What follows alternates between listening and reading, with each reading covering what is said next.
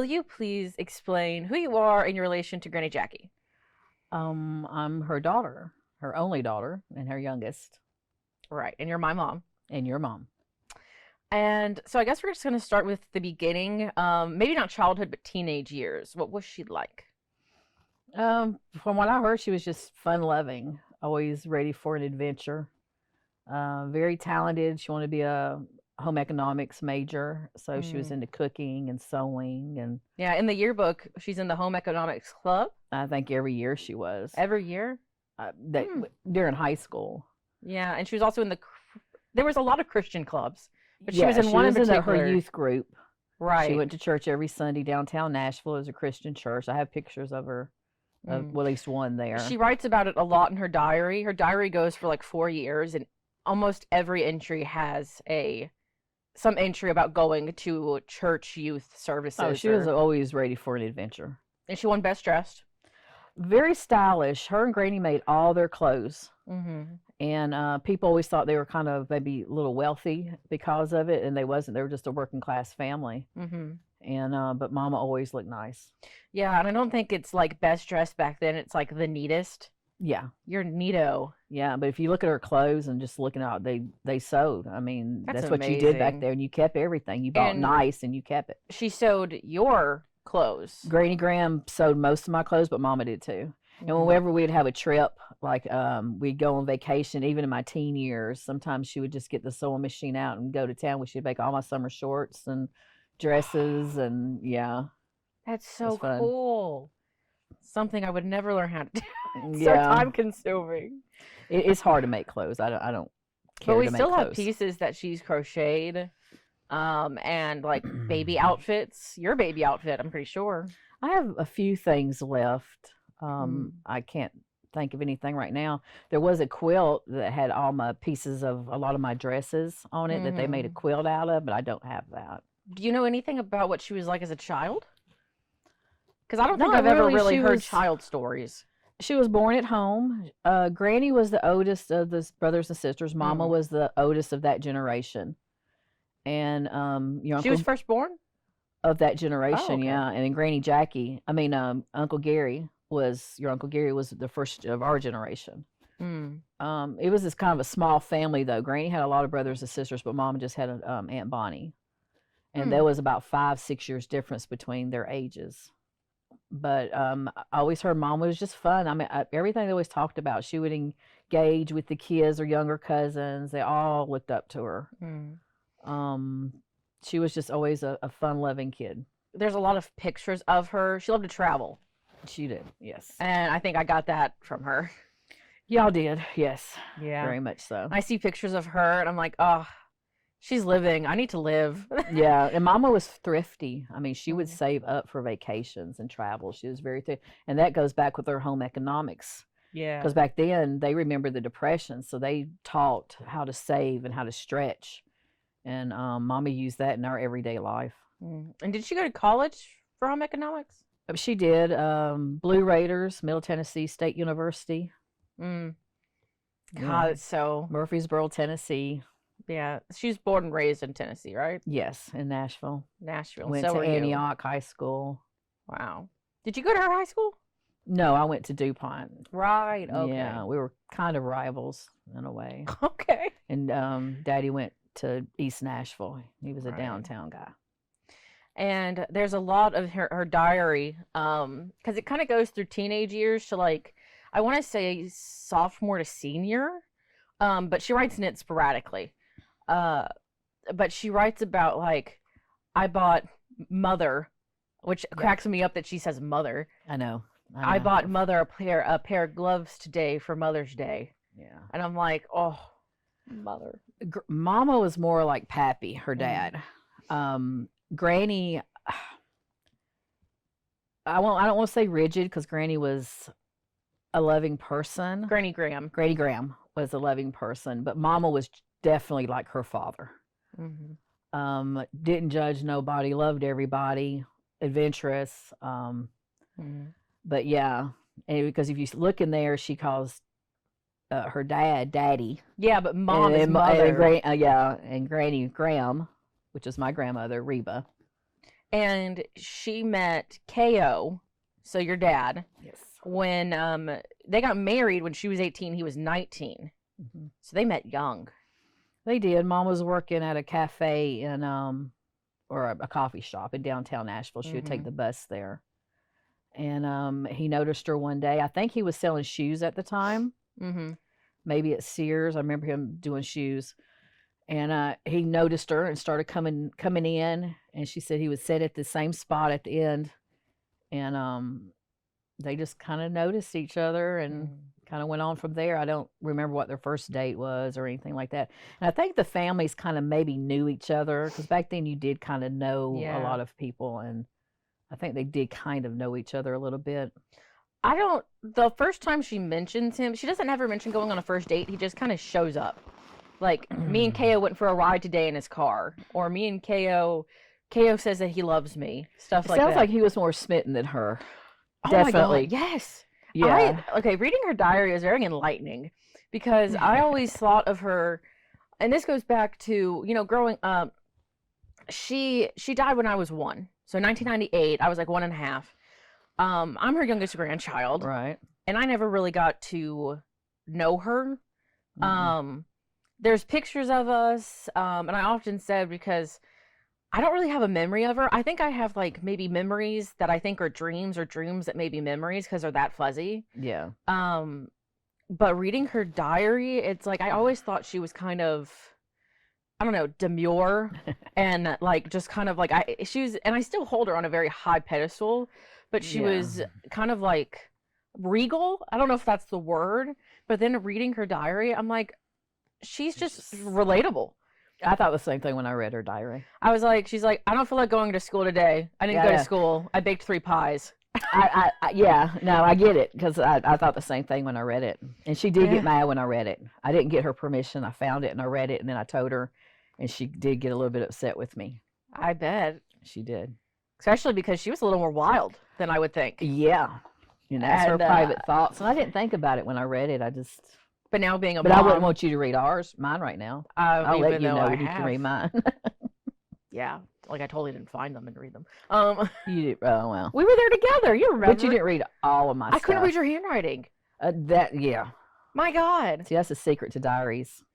Like, her handwriting, at least script, nobody can read it. Would sometimes write in print. You were strictly cursive. Yeah, but then the shorthand. You figured that out. She a lot did of that was shorthand. And a lot of it was typing and secretarial stuff. Yeah, and a lot of it was hard to read. But then when I realized it's shorthand, I was like, oh. Yeah. But like, she's just very relatable. Of like, I don't like this person. This person asked me out today. She had a lot of suitors. She said that she wasn't as outgoing as it seemed like in high school. So people would ask her out, but she was kind of the shyer one in her little group. There was like a group of 3 girls, Evelyn, Nancy, and her. And but she was a majorette, and she did other things. So yeah, but she wrote about KO, and she just kind of like, he just kind of came into the picture, and she wrote about him joining the military. Which branch? He was in the Air Force. And he went to he was in the Cuban conflict. Okay, that's what I thought. He was a mechanic. Right. Yeah. And she writes about him writing her letters. I got a letter from KO today. I got the sweetest letter from KO today. And then she mentions them getting into an argument. And because that was it. He was supposed to pick her up on a date, and he never showed up for whatever reason. And she's wrote, KO didn't show up to my date today. It's over. Heartbroken. Just, like, she wrote in like all capitals, heartbroken. It's over. She wrote an end of a great love story. Mom liked to read romance novels. She did. I don't want to say trashy ones, but she liked romance novels. She liked historic ones. And she turned you onto them. She did, because I rebelled against reading like a Banshee in high school. It's like the teacher told you to read. I didn't do it. But then after high school, I found a passion for reading, and Mama did turn me on to that. Yeah, and but she writes about like being heartbroken. But then like the next entry, she's like, KO came and he said that he loves me and said this and he's the sweetest man in the world and we're back together. And I'm like, oh my God, you're so dramatic. That's funny because she wasn't a dramatic mother. I mean, I guess inward she was dramatic. Her thoughts. yeah, Wow. yeah. She when she laughed, it was loud, and Mama. Oh, I love to I hear don't. that. Yeah, I guess in a way she was kind of dramatic. Looking back a little bit, I can See, see I it. I like can that see it. because I'm a loud She's laugher. passionate. Yeah. That's what I call passion. I'm a pretty like I laugh loud and I'm always like You're passionate too, I feel like. but I'm always like a little self-conscious like oh that's not cute or ladylike Yeah, and then see, I'm Mama just would like embrace that. yeah, She that's no, nice. she wouldn't No. stifle that at all. Yeah. But then she writes about him he apparently kept asking her sending her letters being like do you love me? Why won't you say you love me? And then she would go back before like I love him so much. I don't know. I love him. I'm not sure. And see, Dad, I don't see that, Daddy. I Yeah. don't see that. I mean, it's like I see Daddy in a totally different way when you read that because he was Yeah. not my Yeah, dad doing but that. he's just like, "What's up? Do you love me?" And then it just kind of skips to like they never like she never at least writes about them resolving that. And then it's like a month like we're getting married in a month. And I'm like, do you love him? Did you figure it out? But it I is guess she did. I know she took her marriage vows very seriously. She did. Did they write their own? Do you know? I doubt it, but I know that Mom just takes marriage vows very seriously. I mean, when you're committed, you're committed. Yeah. Not that she wouldn't have stepped away if she had to, but she took it very seriously. So this is like the third time we've tried to film this. Complete honesty here. Yeah. And I'm losing it a little bit, which is why the tissues are already here. So this was a part that you were going to see after. You weren't going to hear this part from me. So I wanted to do this because I wanted to explore the fact that I never really got to meet her. But because of that, it's like, yeah, it's lucky that I never got to know her and feel the loss of her. But I also, it's bittersweet because I never got to know her. And so it's like grieving a person you never got to meet. Yeah. And you're grieving a relationship you never got to have. Yes, I understand that. Especially growing up because she was such a big part of our lives. Because you kept her alive. You told us stories of her. Her stuff's all around the house. There's like not one part of the room, like a house you go into, where she's not there. She's not there. And she's just always been there. And, you know, at first she'd tell stories and it was like, oh, Granny Jackie. And, you know, we used to, because you said me or Kelsey, one of us, drew pictures as a kid. We had to draw a picture for, like, school of our family. I think it was me, but I don't know. But one of us, because she's such a prominent part of our lives, we drew Granny Jackie as an angel in the sky. I think it was in kindergarten. They always wanted y'all to draw pictures of your family, and you always put Mama as an angel. Yeah. Yeah. And they asked me about that too. Did it make you happy? Yeah. And I always, you're an old soul, and I firmly believe that. So like, I mean, if that isn't telling of just how much she's a part of us, and so I just wanted to explore that and explore like when it really hit me was like middle school, where I was like, I think middle school was is when I started grieving her because, you know, my friends, the Caseys, they both had their grandmas picking, prominent in their grandmas would lives. pick them up after school and take them to eat. It was just like, yeah, I wish I had that. And I'm so sure that Granny Jackie would have been that kind of person to pick us up from school or take us away for the weekend to go to the beach. She loved being spontaneous. Yes. And of course, you know,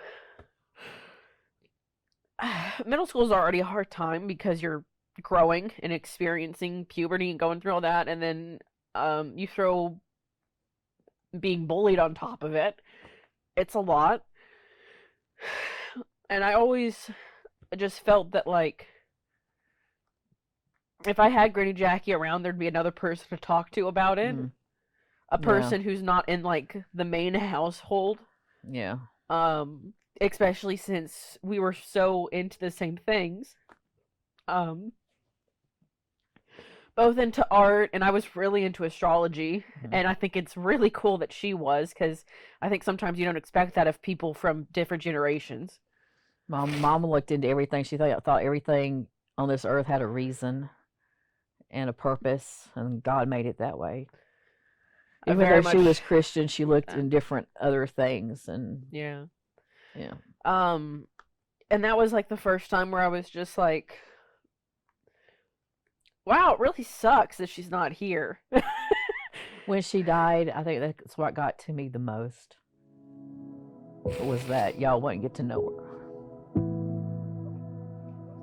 Yeah. It did. Because I learned at an early age we die. And you got to cherish things, but that's what got to me. Tasha got to enjoy her and go on trips with her there toward the end. And but you and Kelsey really missed out. Do you want a tissue? Marisa, I've got them ready. Thank you. My mama taught me to be ready. That's the truth. Southern lady has her handkerchief, her tissue. And because I know that she would love us, but I always wondered if she'd like me. Oh, I know that's so stupid, right? Of course she ate like y'all me. up. Oh my God. But you don't know because she didn't get to be here, so it's like.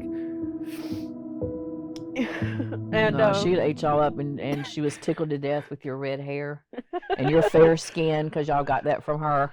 I know we have a picture up there that I never really looked at of her and me at the dining room table, and she's holding me. Mm-hmm. And I know it's me because of the red hair. Because sometimes it's hard to tell me and Kelsey apart as babies. It is. My red hair sometimes looks brown, but I'm like, oh, that's me with her. And when we were gathering photos together, I went to you and I was like, not upset, but I was just like, there's not a lot of photos of me and her, and obviously that's because we didn't know that she would die a year after I was born. But it was just kind of like, oh, that sucks. The Easter pictures I have of you beside the big bunnies and all, and I've got one of at the piano, and Mama's sitting there, and your turn, and you're here, and she's watching you. That's one of my favorite pictures. It actually it didn't develop well, but that's a nice picture. That was the last Easter we had with her. Yeah. So that, and then just in high school, growing up, hearing more stories. But now it's not like this is how me and Ko met stories, or this is what my mom was like stories. It was like stories of George, stories of my stepfather, your stepfather, stories of y'all's thing in France, stuff like that, where it's a little deeper. You were more inquisitive. You always, Kelsey would, but tell me a story, tell me something. You're the story girl. Pictures, and you want to go in deep in them pictures, and that's how you know what you know, is because you ask, and yeah, you can be very persistent and keep asking. But I've been 100% open with you girls, so yes. And I often say, like, because I do weird stuff, and I'm like, would you ever do this with your mom? And you were like, God, no. I would never tell my mom as much as you tell me. Oh, Mama didn't know nothing about me. I was a goody. I mean, I could get away with murder and smile. And your Uncle Gary got caught. He couldn't do nothing without getting caught. Bless his heart. We were totally at the opposite ends of that. But then, like I said, getting older and knowing more stories, and then like the story of how quickly she passed, of what you experienced when she passed, and then it was like I'm not only grieving not being able to have a relationship with her, and I knew you wouldn't want me to do this, but I was grieving that you lost your mom. Yeah. Because it was so fast. And Very fast. from a young age, I've always been like so upset with the fact that one day I'll pass away. Yes, yes, yeah. I think more so than Kelsey. I No, don't you know. are. I just You have almost become obsessed with it sometimes. because there was a lot of like random nights of me like crying. See, that's why I feel like sometimes I shouldn't have took y'all to cemeteries and been so open with you. But that's the mama in me. Yeah. That's my mama in me for sure. So it's like, and because I guess I'm just very aware of it, which I is made you aware of it. Yeah. like I said, why that I cuddle with you so often, and I hug Dad so often, and whenever I leave the house, I say I love you 20 times because even if I'm mad, We're that kind of family. We are. We're that kind of family. because you can't leave mad. Dad died within a month of his heart attack. Mama died within weeks of finding out she was sick. So you tell people. Yeah. You don't hold it back. And I was able to tell Mama how much I loved her. And she knew. And I didn't get to do that with Daddy. Was she like conscious when you told her? Yeah, when I went to see her in the hospital, I told her, I said, oh, we gotta talk, and she knew. She knew. I brought her pictures of Tasha and you girls, because I wanted her to wake up seeing y'all. And I got to tell her what a wonderful mother she was. And Mama was scared. As much faith as she had, she was scared of the unknown. And I told her, I said, Daddy's going to be there. And as much as she knew it, she is still scared. I guess everybody, no matter how much faith you have or what you think you know, when you're there, you don't know how you're going to react. And after her open heart surgery, it was supposed to just be a little open heart. It was going into a quadruple bypass. And Mama was upset.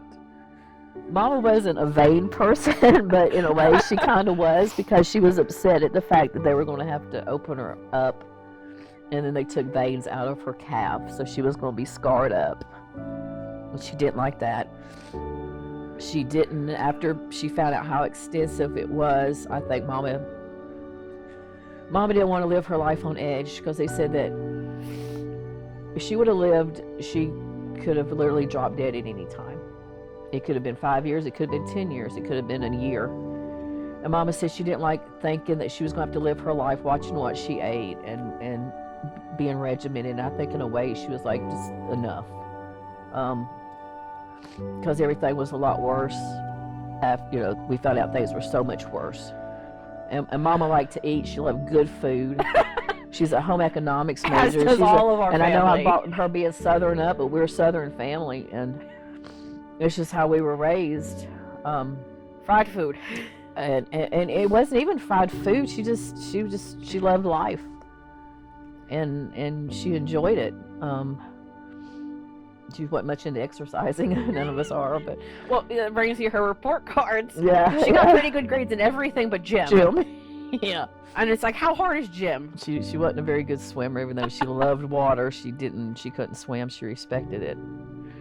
But anyway, when I left her that day, I knew she was pretty much going to die. Her hands were cold, her feet were purple, and I said goodbye to her. And I walked out with my stepfather, and I told him, I said, she's not walking out of here. And he got upset. He said, don't. I said, no, I know. She's not leaving. So I went on home and got in the car and was coming home. And I always felt Daddy in songs and weather.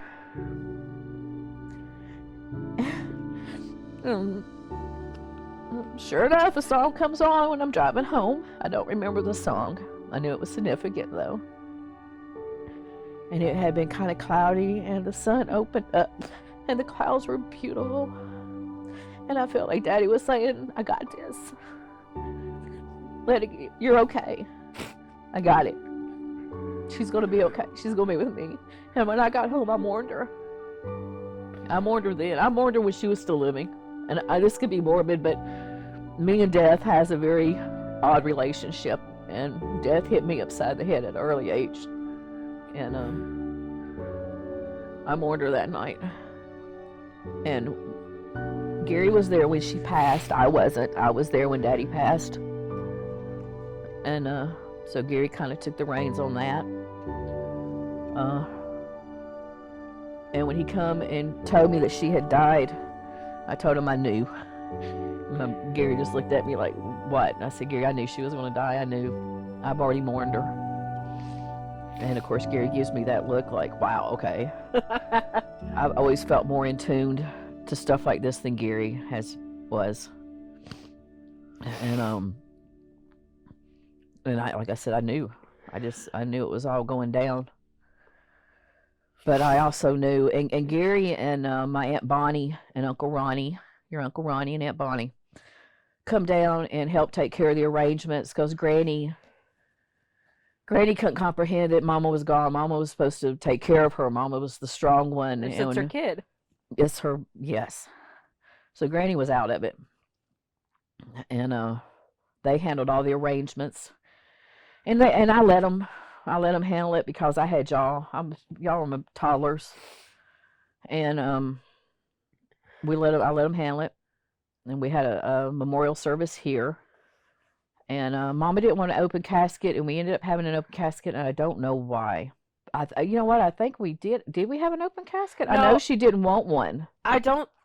If I remember correctly, I think you told me that y'all didn't have an open casket, but someone wanted to open it, and you went to them and was like, no. Okay, well, Aunt Mary Elsie did. This was great. Mama's aunt.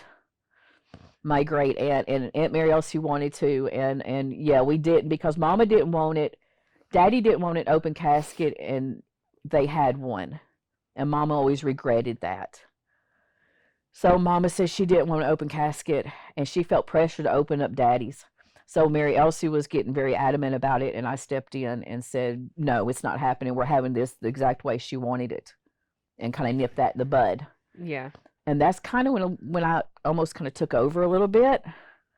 I let y'all run around the funeral home. This was here in Lynn Haven, at Lynn Haven. And I remember a few people were like, you need to calm your kids down. And I said, no. As if she wouldn't be wanting us running around. I said, Mama would not mind this. She would be wanting them to run around and be kids.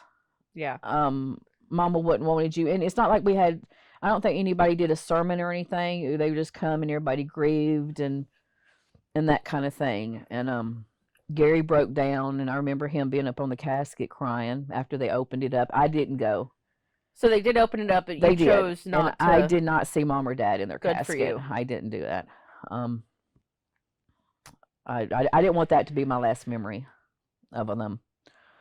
And because they always get something wrong. It's always too much makeup. Their hair looks funky or something. I didn't want that. So you let us run around. I let y'all run around. Yeah. How was Dad?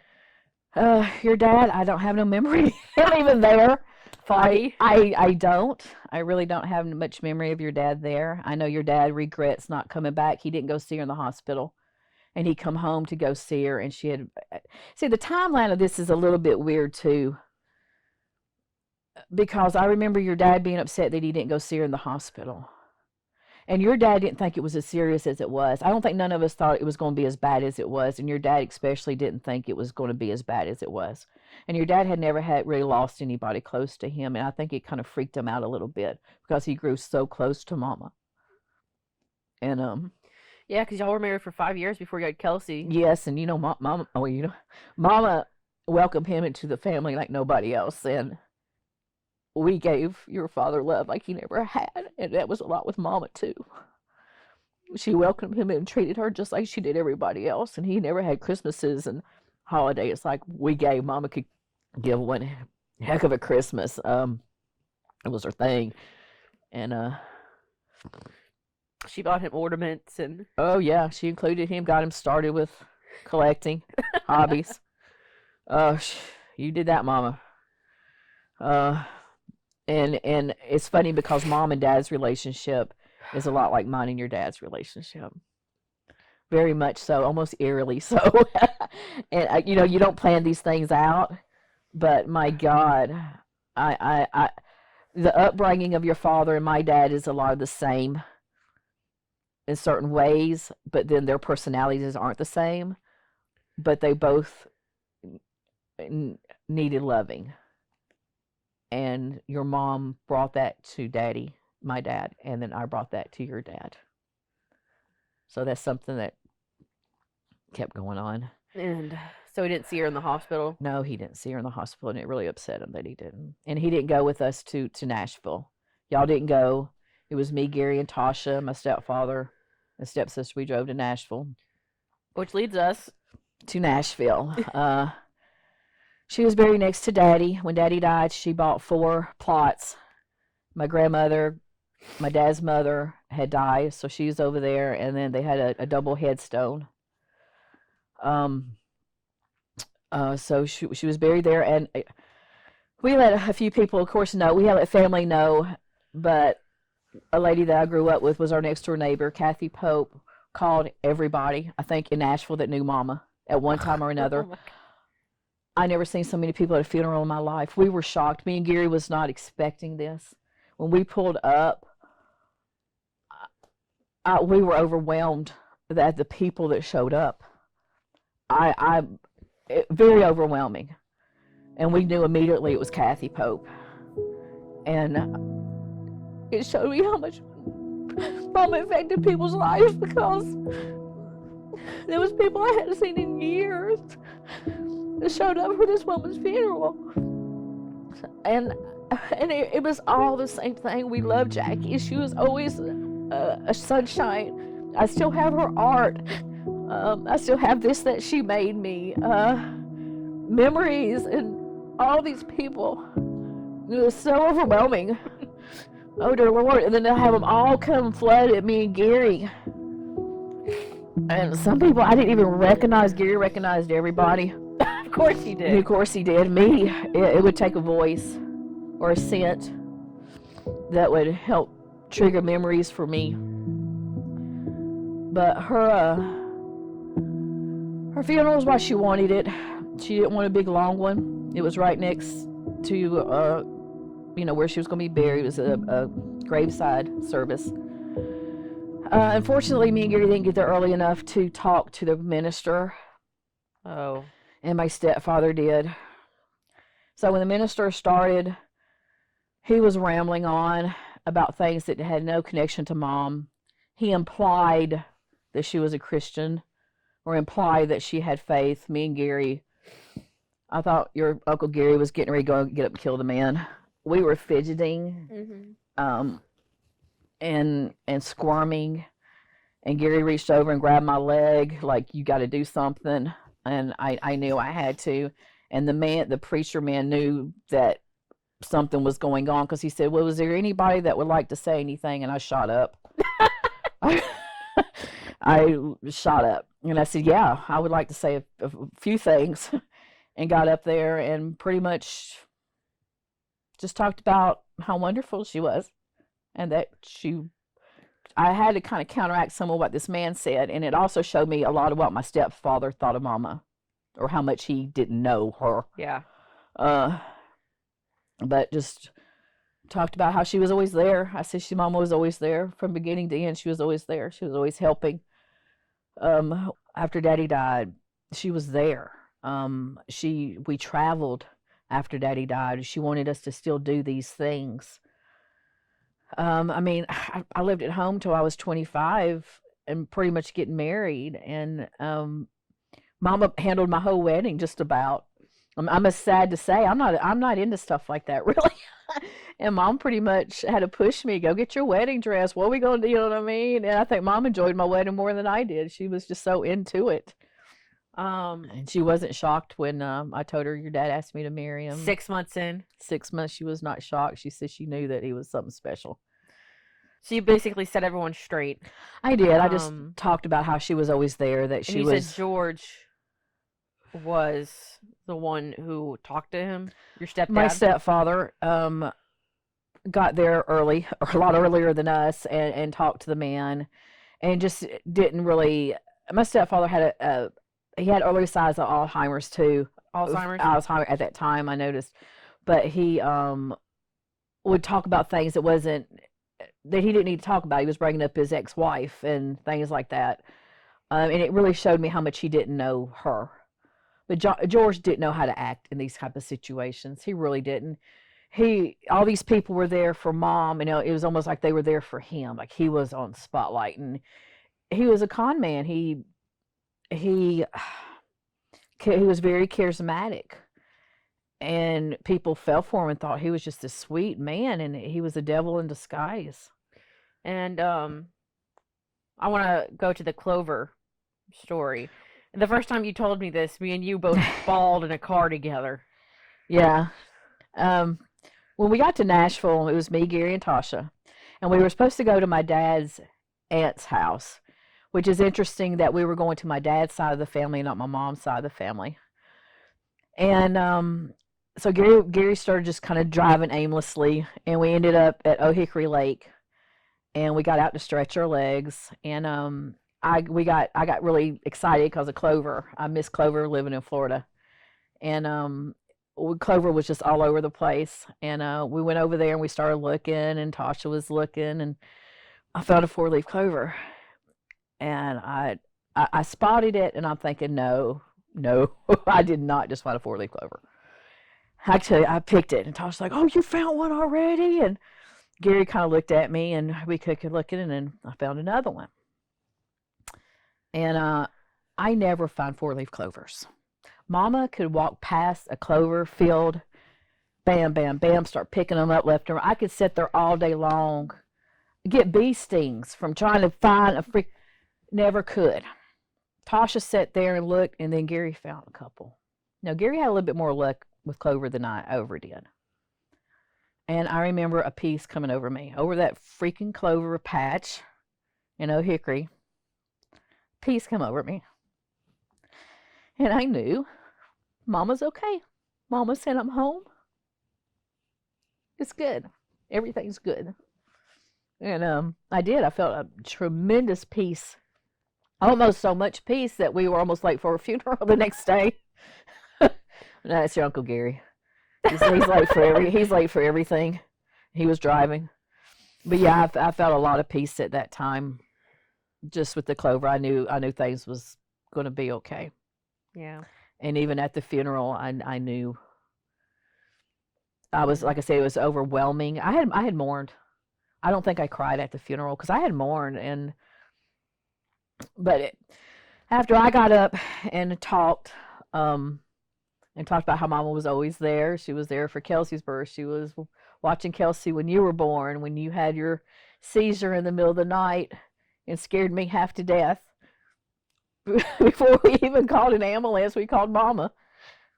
And I didn't know Mama that. was always there. I didn't even know I had a seizure. We all went to the hospital, and Mama watched Kelsey.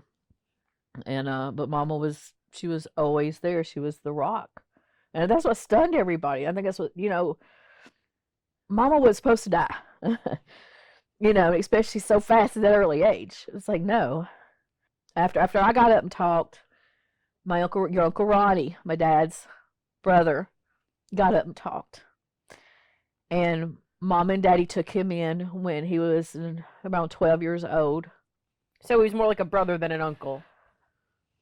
To Gary. To me, I was still too young. Right. To Gary looks at him as an older brother. But Uncle Ronnie got up, started bawling, had to sit back down. They got back up again and pretty much credited Mama for saving his life. Said that he wouldn't have probably been alive if Mama and Daddy hadn't took him in. And Mama, like she does, treated him just like Gary, treated him just like me. He was part of the family. She raised him as her own. And Ronnie, he got married in our house to Joyce Ann. And then after that, Kathy Pope got up. Her son Mike was Gary's age. We grew up with them. And Mike had wrote a letter talking about Mama, and Kathy got up and read it. And Mike went on about how Mama was always there to talk to.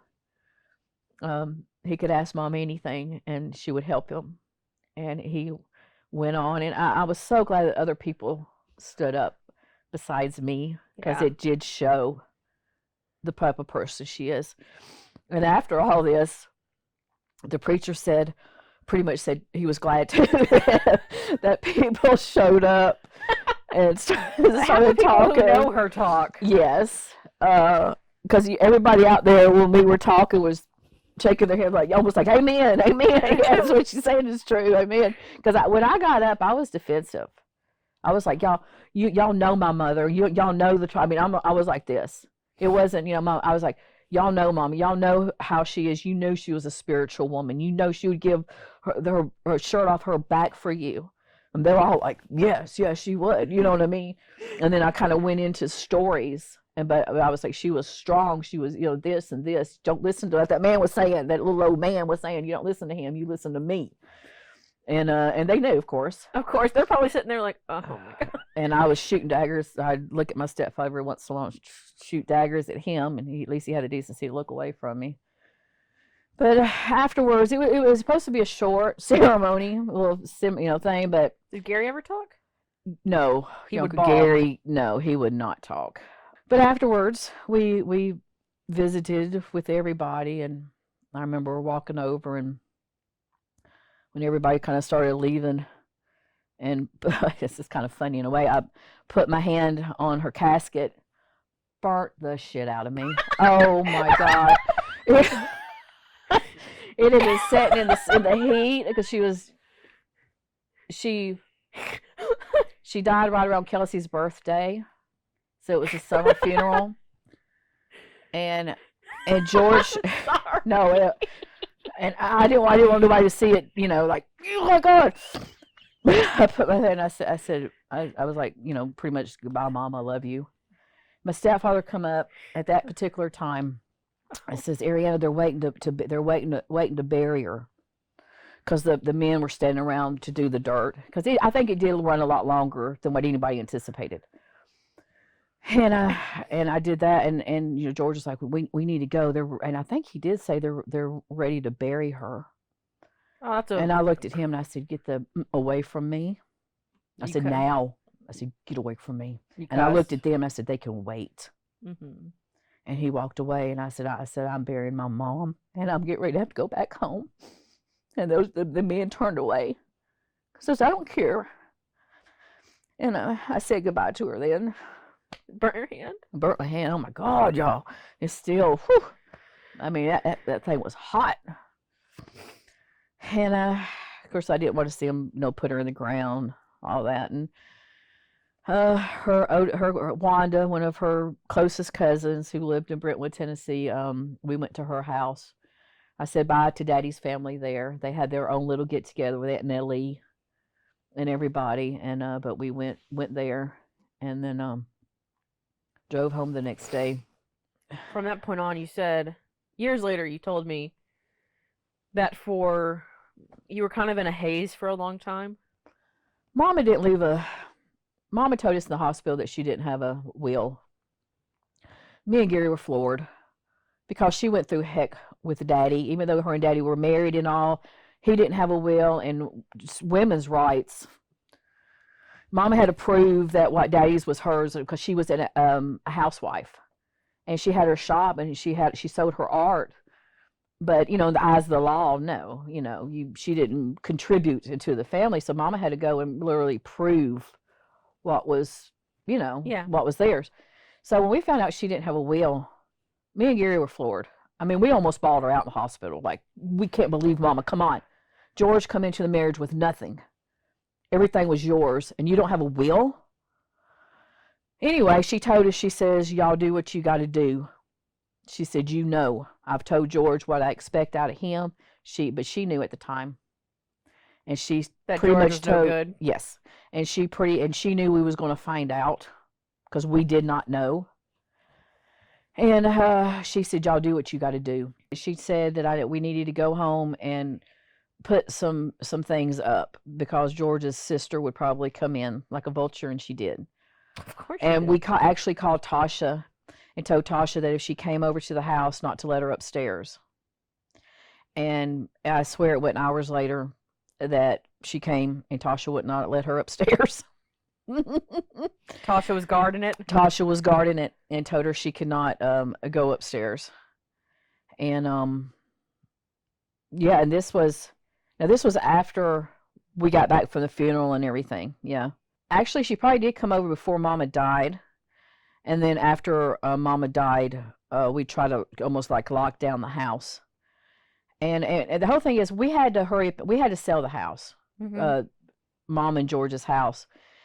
And In George, Lynn Haven, and y'all had the house next to their house. yeah, we lived a block down the road, but we knew we was going to have to sell the house. And George would drag his feet and couldn't get nothing done. So me and Gary kind of took over a little bit on that and started going through things. And maybe we did it a little bit too fast, but when we did find a buyer for the house, we had to get out of there. They had to get everything out of there really quick too. And like I said, my stepfather's no help. He was already found another woman, or he already had another lady that he was smoozing. Because he cheated on her. Yes, with multi women, but this was the one that he used the same method with Nyla as he did with Mama. And so we had to get things going. During all that, going through her stuff is when I started finding out the letters and things and what was going on with her and George. Mama would never have told us about this. She would have got a divorce and then maybe told us. But like I said, Mama's vows were very important to her, so this crushed her that he did these things. And she would not have told us. Gary had Tasha was going. I was, a young family. I had y'all. Mama seen that she wouldn't have burdened us with this, and she didn't. We found it out afterwards. So we played good cop, bad cop. I had to be nice to George and be the good daughter, stepdaughter, and Gary got to be the mean one, which I envied. So we pretty much I don't want to say we didn't play George, but we had to do what we had to do. Yeah. We had to let him know that I did know what went on, that I did find these things. We sold the house, but we wasn't going to get the bulk of the money till like a couple of years later. So we had to keep this going. But Nyla had already moved into the picture, so George wasn't coming over. We wasn't happy-go-lucky family as to where we still did holidays together. But I still had to keep checking in and going. And playing nice. I had to play nice. And so we ended up getting the money. It was a third or something. We ended up getting our inheritance. And pretty much did away with him. George, I actually didn't want no part of George. And even my stepsister, I cut it off with all of them. I really did. I didn't want any of them back in my life ever again. And you said that Plus, we dealt with Granny's death soon after that. Right. And you said that Uncle Gary and you just kind of one at a time picked things to keep, and y'all didn't like really fight. No, we did. We would we would cover the dining room table and stuff and start picking. And I went through and got the stuff that I knew was George's, and put that away. And George took everything, or Gary took all of George's stuff up to the country store, their antique store. See, George didn't help with none of it. He didn't help pack up anything. He didn't help with nothing. And Mama was an antiquer. And what do we do in our family? We keep everything. Yeah. And we are collectors. So there was a lot. I knew I couldn't keep everything. As much as you want to keep it all, you can't. Anything I had given Mom, I cooked. Anything Gary had given her, he took. But then he would pick, I would pick. And we were not going to argue over this. Like the piano, he had it, now we have it. Right. And the piano is actually at Mary Elsie's. Oh. No, okay, no. The piano is actually Granny Graham's. I grew up with Aunt Mary Elsie's, and then we had Granny Graham's. But Mama played and learned. She was a good pianist, and she took lessons. And the piano we have now is the one that she did her lessons on. And she tried to teach me and Gary. and I can't read a lick of music. So I was going through the movements. I was a wife and a mother, but I was so consumed with our next move, the next time I seen George, thinking back what we had already said, that I would literally talk to myself. And we would be in the backyard, and our neighbors probably thought I was crazy. But y'all would be playing, and I would literally be talking to myself. And I was going through the motions. After we got the inheritance and we moved to St. Andrews, things got a little bit better. And during that time, Kelsey had just started school. I was dealing with her going to school, finding out about her ADD. It was a lot going on. And I was trying to find my place in all of this. Because I wasn't the rock at the time. Maybe I was playing the rock at the time, but I wasn't. And that's what I'm saying. The morning just keeps going and going. Yeah. You know, you never stop mourning. You never, and I've come to terms with everything. And I let a lot of things go when I got baptized. When I got baptized, and I was up there bawling my eyes out. Oh, I know. I remember. I let so much go then. The hate, I don't like feeling hate toward anybody. That the hate that I had at the time, the things I had done to Mom that I had regretted, I let it all go when I got baptized. And that was a major turning point for me. It really was. I always compared myself to Mama, to like with holidays, because I took over all the holidays. I was a place to go, just like Mama was, and I would compare myself to her. And I remember one Thanksgiving or Christmas bawling because I either burnt something or I had planned on having dinner at this time. And I remember your dad coming to me and said, "Baby, you got to make it your own. Your mama made it her own. Please make it your own." You were trying to hold that standard. I was trying to be Mama, and I am not like Mama when it comes to things like that. And I always wondered if Mom would be proud of me. And Mama one time said, "I know Ariana always have nice things, and I know she'll always do this in life." And I don't know if I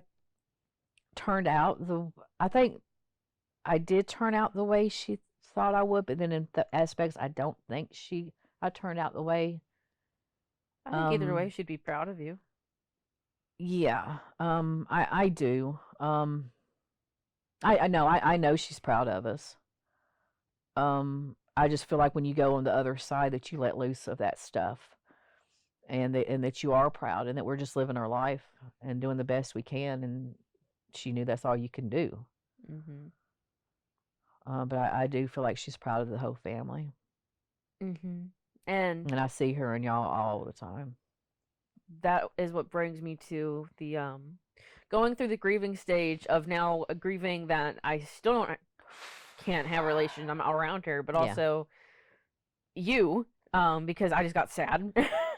But then also getting to a point where it's like I started talking to her like at night. If I was super angry or depressed or confused or whatever, I would just talk to myself, but I wasn't talking to myself. I would talk to her.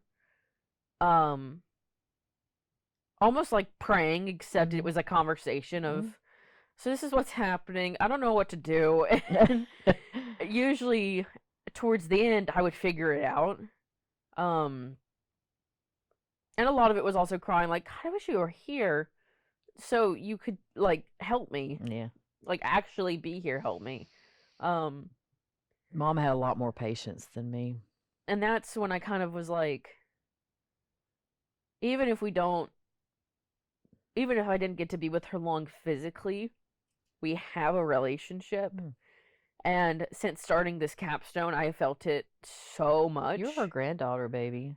I know, but just because like people always say like, you know, when people die, they're not gone, they're with you. And I never really, because I've never had major deaths in my life really. Yeah. Uh so I never got with that. I know what they mean, but I never felt that until I started coming up with this for my capstone, and I was like, she is. I don't. There's not a single moment in my life where she has not. She's always there. I have not like felt her warmth. She's around always me. been there. Her Yeah, it's spirit weird. around me, her love around me. Yeah. Like I remember you asked me, "What's the first memory you have of her?" And I'm like, and like I said, I don't physically have a first memory, but it's just her things everywhere. Her things were everywhere. Her perfume bottles, her jewelry. Me and Kelsey would go through the jewelry box and fight over which thing was ours, as if any of it was ours. And pictures, you love pictures. I love you're the pictures. photo album girl. And you wanted me to tell you what was behind each one of those pictures, what we were doing, where Hours. we were at. Yeah. And I just can't. And I just want to talk about that, like, not knowing somebody, but having a relationship with them and being so close to them. And I think we're alike in a lot of ways, because you said that she, like, everything had meaning, everything had a purpose. Anyone who knows me knows my values and know how I am about nature, how I am about everything having a spirit, everything being Yes. something. And I think I connect with her in that way too. Or seeing outside of even what you believe in. Look and outside being the box. I've tolerant. always told y'all to look outside the box. Don't just go with what people tell you. You let us find our own way. Yeah. And Mama let us find our own way. Mama supported Mama had total unconditional love. And I didn't see the unconditional love until I had y'all, and I seen other people's families and how people treated people in the families. And yeah, unconditional. Me and Gary couldn't have done anything. And that's the way with you and your sister. I'm gonna love you no matter what. Mm-hmm. But Mama had that major unconditional love, and Mama was so much nicer than me. I say that, and people You look say at me that and go, about Dad too. well, people say that, like, don't say that. I'm a nice person, but Mama just had this aura about her. She treated everybody exactly the same. I don't care where you come from. I don't care who you were. I don't care. She treated you exactly the same. Kelsey has that aura around her. Kelsey, yeah. Kelsey will talk to anybody about anything at any time of day. My God, she'll find a friend for anywhere. Hours. And Mama was that way. And, your Uncle Gary's that way. But one aspect of you and Mama, I found this out later after going through Mama's things. I found a letter to a senator about LGBTQ rights. LGBT, yeah. LGBTQ. Floored me. She was for it. And I found one with you recently about minimum wage.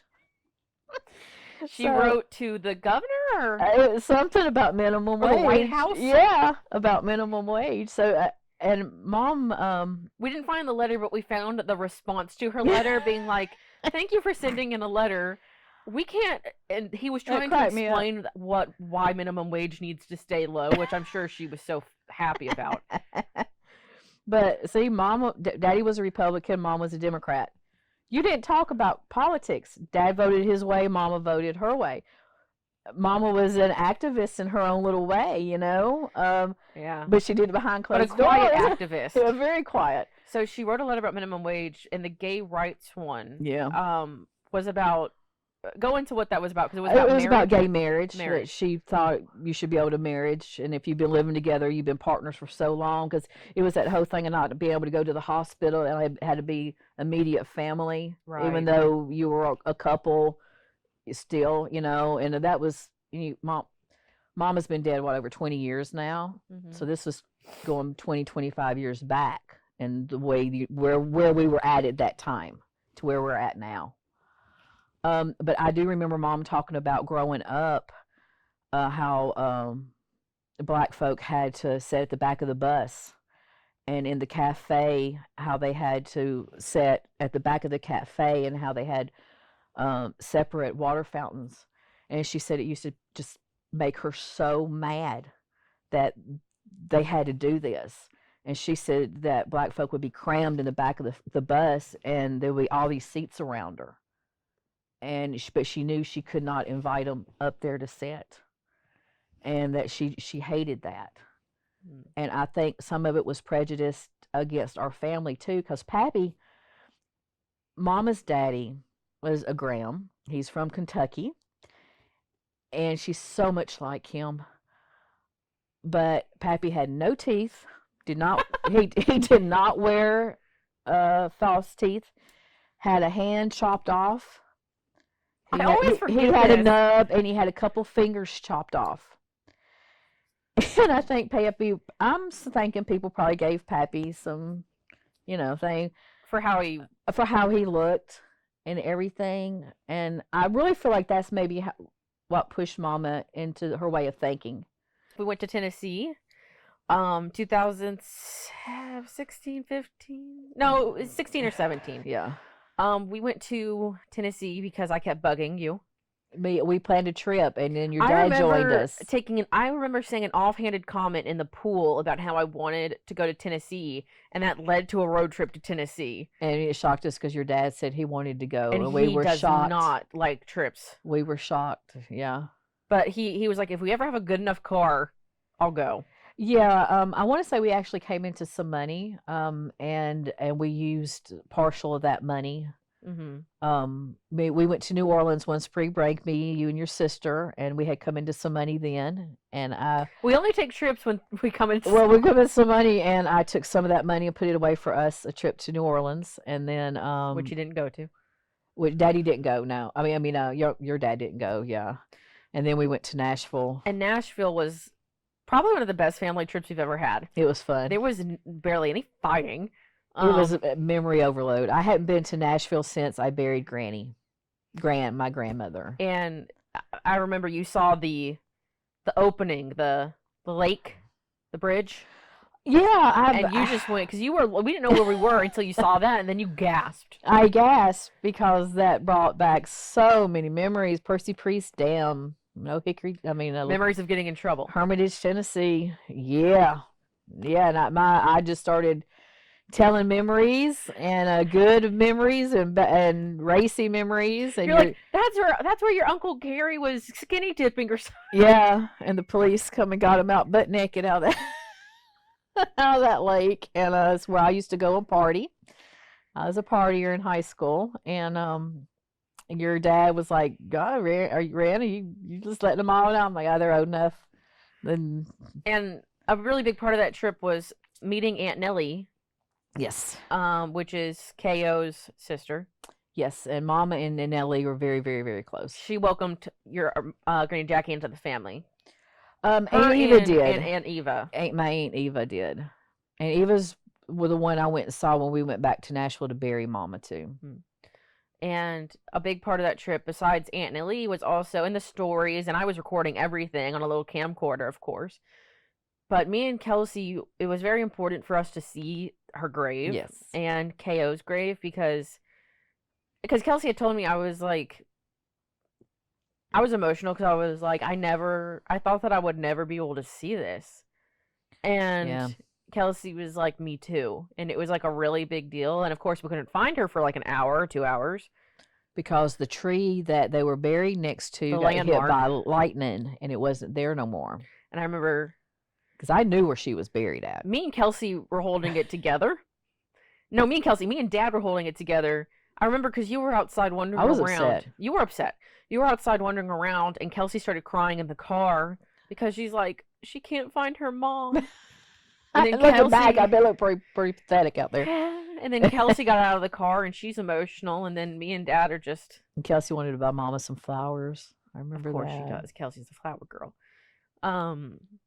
We eventually found her, but I was just the emotions. I felt guilt too because I wasn't there to take care of their grave, and I've always felt that's one place I did find guilt that there was nobody there taking care of it, but Aunt Nellie does, and Aunt Nellie did, and because Daddy's mama is buried there, my grandmother, but now Nellie recently passed, and so I'm thinking my cousin Missy is going to take on And this. I know there's guilt there, but she wouldn't want you to feel guilty. No, she wouldn't. She wouldn't. And where they were buried is Her such a beautiful spirits, spot. So the last thing is I have her purse, and it was the purse that she had when she died. I brought it home from the hospital. And you told me that you had looked at it when she 20 years ago, and then not really since. I packed it up. So we're gonna look at it, and I already looked through it and cried. So I think I know a lot what's in it because she always had a lot of the same things in it. One thing about Mama is she never left the house without lipstick. She said a lady does not leave the house without lipstick. and she's right. She didn't have that. She had her lipstick. Although ours has totally come off at this point. Yeah. Sunglasses. She had so many. We're gonna keep going. Now I'll probably put these in there. Okay, did you? Because my God. These don't even look like hers. It's her sunglasses. Yeah. She always had a pair of sunglasses. She always had her regular glasses. Now I probably put these in there. These. And Mama would have her sunglasses sitting on her head and her regular glasses here, and then she would do them as appropriately.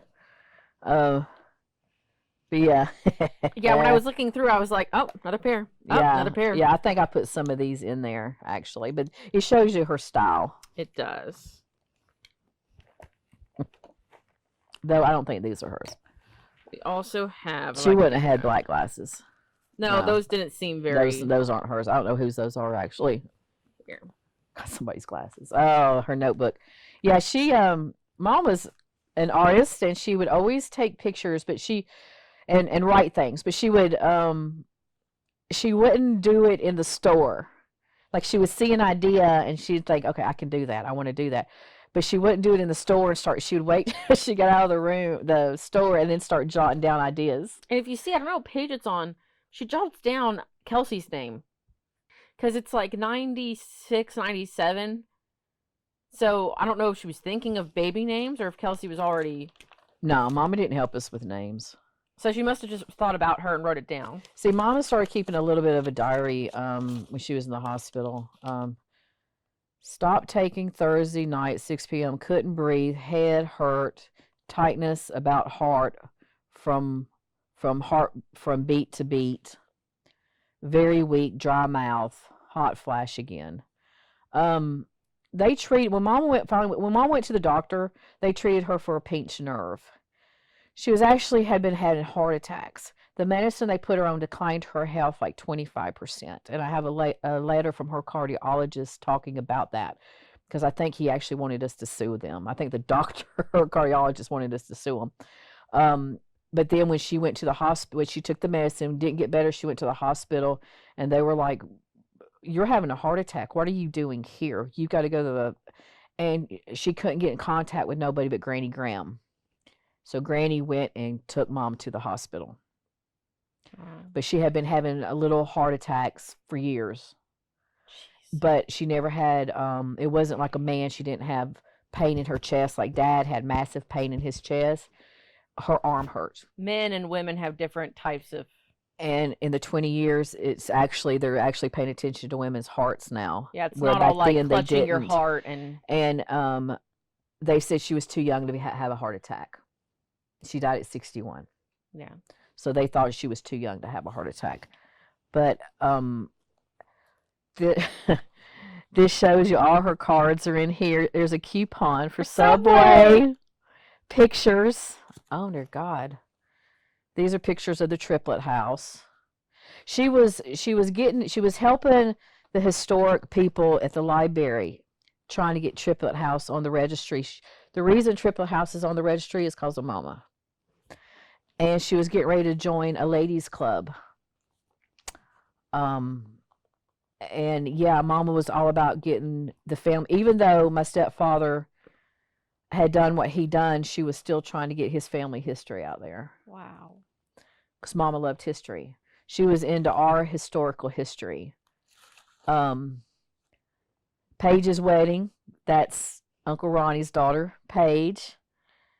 Ariana China. See, Yeah, full moon. Please. Uh, I don't know what a lot of this is now. If this is the one of them on one of the here it is. What is it? Um, Monday hospital about 12 p.m. Bad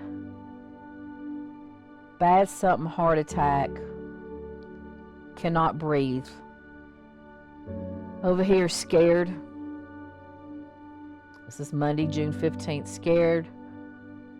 Wonderful kids. Wonderful friends. Ariana being rock. I didn't want Mama to know how upset I didn't know how upset I was. I had to be the rock. When you're the rock, people don't know how upset you are. And I was being the rock at the time. So I do remember seeing this when I first got into this. I did not see that. I did not go that far. Yeah. And then back here,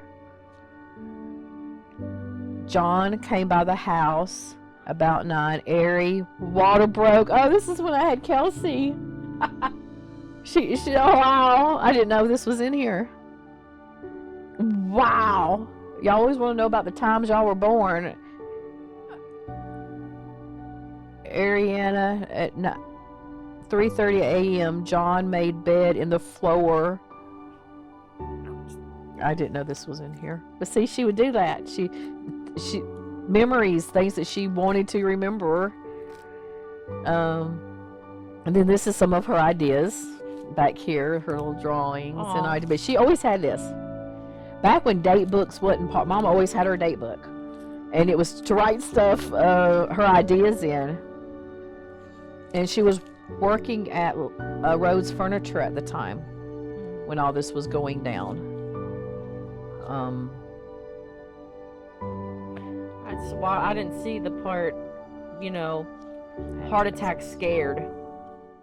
Mama was very scared. It was like she was trying to do something with the kitchen. Paint swatches. Yeah, there's no telling in here. Well, I have more for you, as I always do. I think this one's really gonna hit you. 93. Okay. Tic Tacs. Oh dear Lord. Cinnamon. Tic Tacs. Cinnamon Tic Tacs. Yeah, because I'm sorry, cinnamon.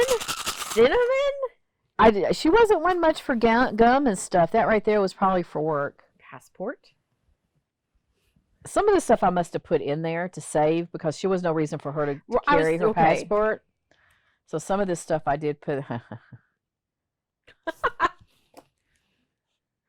Me thinking, I thought you were about to put her glasses on to see. She did wear them. I think they are the same glasses, actually. Wow. Yeah, we had to get a passport when we went to Europe, and it was Gary's trip, a class trip that Gary had. But she wanted to go. She was a chaperone, and she chaperoned my trip to Washington when I was in 9th grade. Yeah, but she was a chaperone. Keys. She always had the bell and the key. Yeah. Yeah. With the as long as I can remember this, she loved keys. She had a collection of keys and locks. It's just decorative. Oh. But I remember this, and then her whistle. In case things went horribly wrong. Yeah, which you are and do that. I have mace, I have an alarm, and I have a taser. House key, truck key. I'm not sure what that key is. But yeah, these are her keys. Yeah. As soon as I heard the whistle, I knew. Her lipstick, yeah. And she always had lipstick. Guess what color it is? She probably supposed to be like a coral or something. She would go between like oranges and reds. She would wear reds though. Careful. Is it going to open? It is. Yeah. Yeah, it's like a coral red. Well, it's just that she was a strawberry blonde. But we had a dog, Peppy Le Pew. And Peppy knew when we were getting ready to leave because Mom would stop and put her lipstick on. Right. And he would shoot out through the door because he didn't want us leaving. So she quit doing it. She quit grabbing her keys, and she would do it in hiding so the dog wouldn't go out the door. Be very careful when opening Her this. compact, always had a compact, yeah. The smell is a vagrant. She always had a compact, yes. Take a good old whiff. Yeah. No, Mama always had. I can already smell it. I can't tell you how many times she would have her putting on her lipstick. Because women in our family don't have lips. So We she'd- don't. And yeah.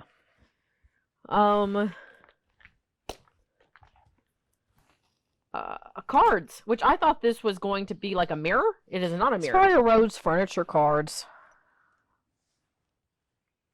Oh, this is the country store. The country store was her and George started it, but it was her baby. And it was antiques and collectibles.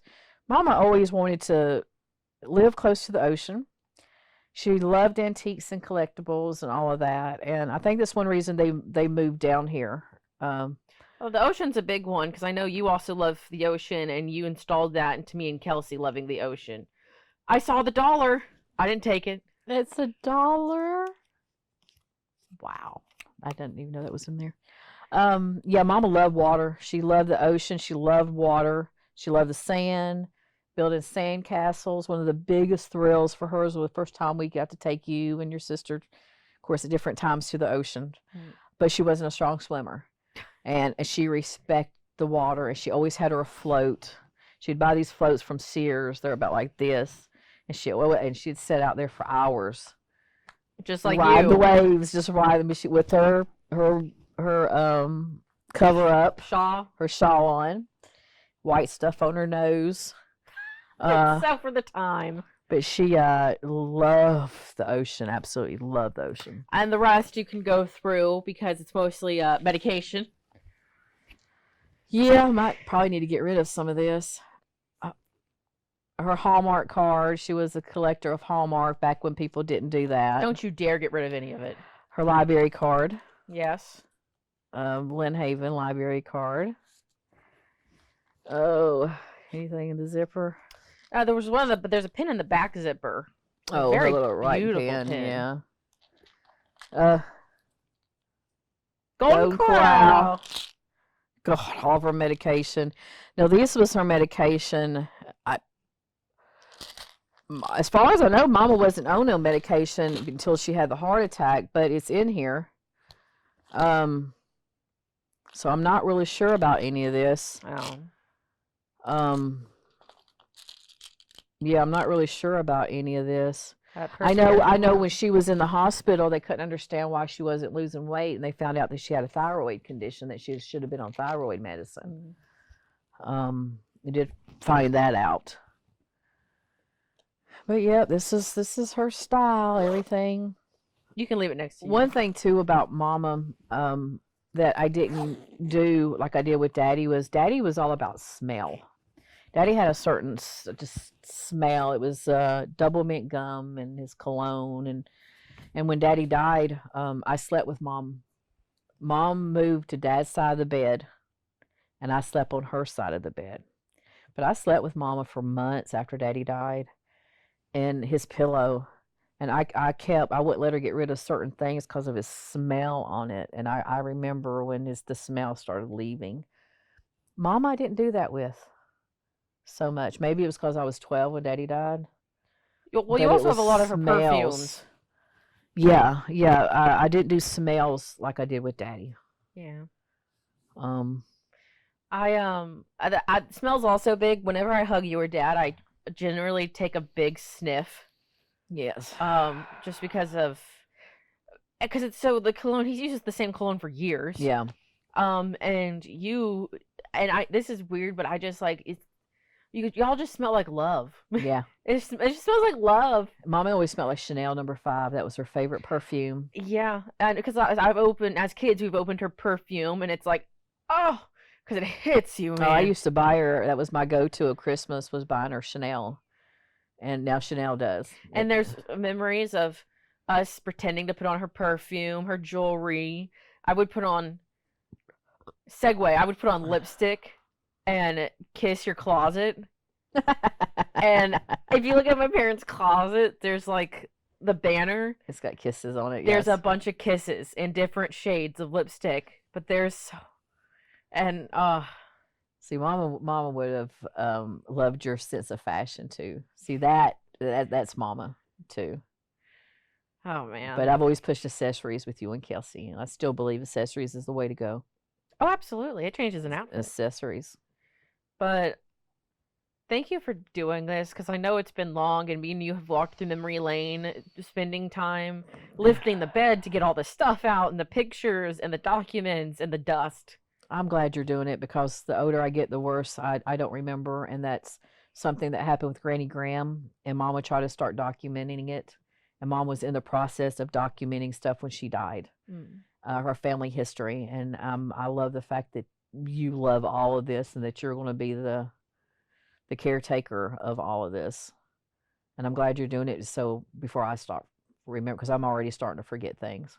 And there's so much more that we need to go through. I know. This is only a section. This is only her history. There's still KO's, there's Dad's history. Yeah, there's a lot. But this is the one that